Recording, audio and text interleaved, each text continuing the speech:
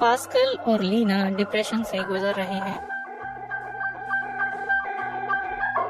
जब कोविड महामारी आई तो पास्कल नए शहर में रहने लगे। कोरोना वायरस की वजह से डिप्रेशन की हालत और बिगड़ गई। ऐसे में आप घर में अकेले और खाली बैठकर सोचते हैं कि अब मैं ऐसी जगह आ गया हूँ जहाँ मुझे कोई नहीं जानता है। अब यहाँ मेरे और डिप्रेशन के सिवा कोई नहीं है, तो हालात बदतर होते जाते हैं। महामारी में ऐसा ही हुआ। उनके डिप्रेशन के लक्षण बिगड़ते ही जा रहे थे।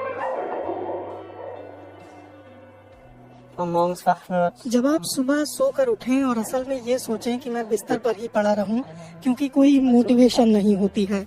आप सोचते हैं कि सब कुछ तो बर्बाद ही हो रहा है, यहाँ पड़े रहने से और क्या ही बिगड़ जाएगा। कभी कभी तो ये ख्याल भी नहीं आते। लीना महामारी आने के पहले ही सबसे बुरे दौर से गुजर रही थी।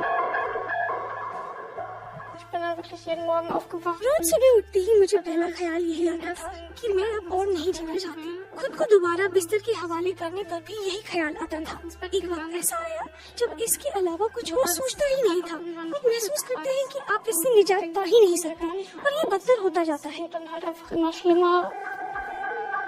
महामारी शुरू होने पर उनका डर और गहरा होता गया।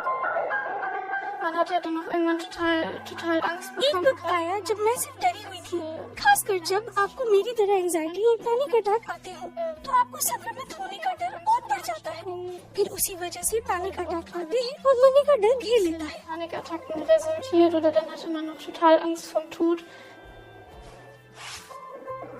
लीना उस समय लॉ की पढ़ाई कर रही थी, लेकिन अपनी बीमारी की वजह से उन्हें पढ़ाई रोकनी पड़ी।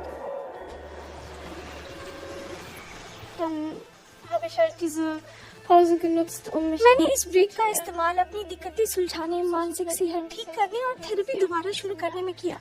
मुझे जानना ही था कि आखिर मैं अपनी जिंदगी से क्या चाहती हूँ। फिर महीने भर पहले मैंने पढ़ाई दोबारा शुरू की।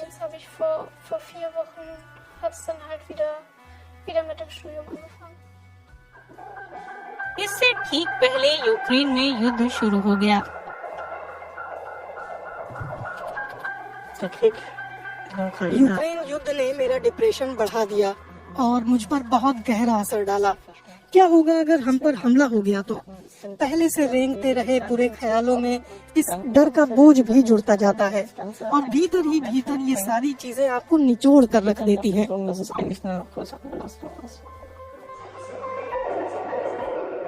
लीना खुद को खबरें देखने से रोक नहीं पा रही थी, लेकिन खबरें देखकर उनकी हालत और खराब हो गई।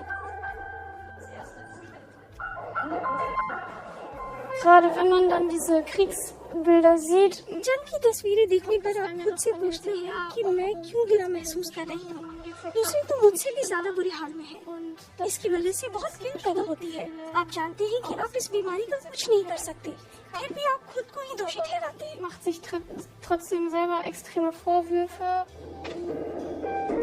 लीना ने इस मुश्किल वक्त से निपटने का एक तरीका निकाला है। जब मैं पेंट करती हूँ तो मुझे शांति मिलती है। कभी कभी ये ख्याल भी आता है कि मैं अच्छी पेंटिंग नहीं कर रही हूँ, और मैं जानती हूँ कि आर्ट का तो मकसद यही है कि परफेक्ट होना जरूरी नहीं है। इस तरह सोचने पर कुछ पलों के लिए शांति जरूर मिलती है।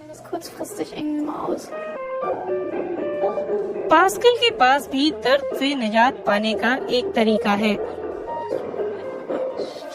बातचीत करने से अहम कुछ भी नहीं है। अगर आपके पास कोई ऐसा शख्स है जो आपकी बात सुनता है तो इससे बहुत मदद मिल सकती है। मेरी बस इतनी सलाह है कि किसी अपने को खोजिए। अब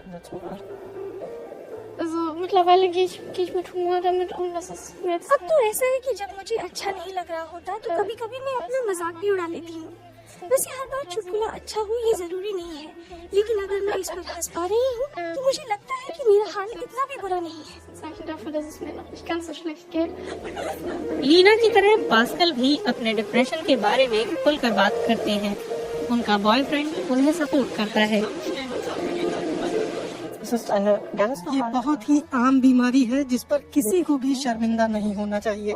हर बार डिप्रेशन की बात करने पर एक नए शख्स के लिए रास्ता खुलता है। शायद कोई होगा जिसे मेरी कहानी सुनकर लगेगा कि अगर वो कर सकता है तो मैं भी कर सकता हूँ।